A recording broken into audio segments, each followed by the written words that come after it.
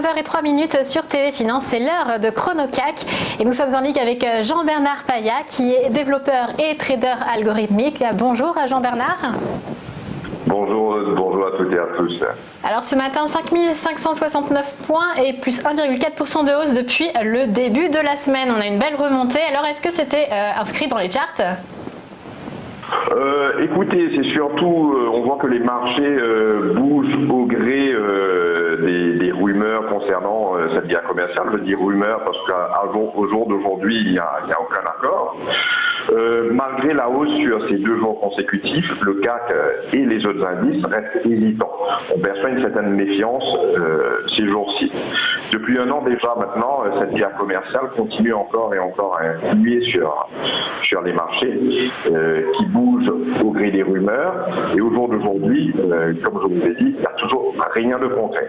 C'est en début de semaine qu'il y a eu des nouvelles concernant des sanctions contre les entreprises chinoises et aussi que la délégation chinoise qui est actuellement aux États-Unis puisse écourter leur séjour aux États-Unis, laisser planer un doute sur un éventuel accord.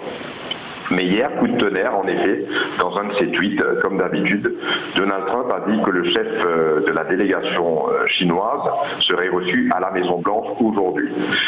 Et donc, nous avons tout de suite vu des algos à la manœuvre dès qu'il y a un tweet de Donald Trump comme un accoutumé, et parce que les investisseurs ne peuvent pas réagir aussi vite, et voilà, nous sommes rentrés encore dans le vert. Alors, il se peut qu'aujourd'hui, avec cette visite de Donald Trump du numéro 2 chinois à la Maison-Blanche, qu'il y ait un accord intermédiaire qui ramènerait un peu de sérénité, je dirais, sur les marchés. Parce que malgré toute cette hausse, nous sentons quand même une certaine fébrilité.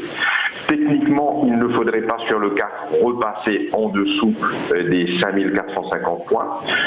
Tant que nous serons au-dessus, les chances de rebondir seront fort probables.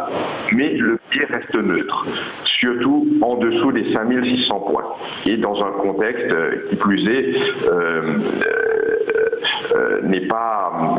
est assez sombre.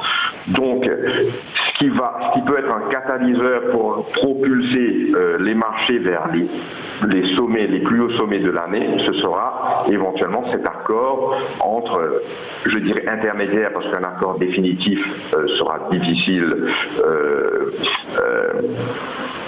Il sera difficile de trouver un accord définitif aujourd'hui, donc ce serait plutôt un accord intermédiaire.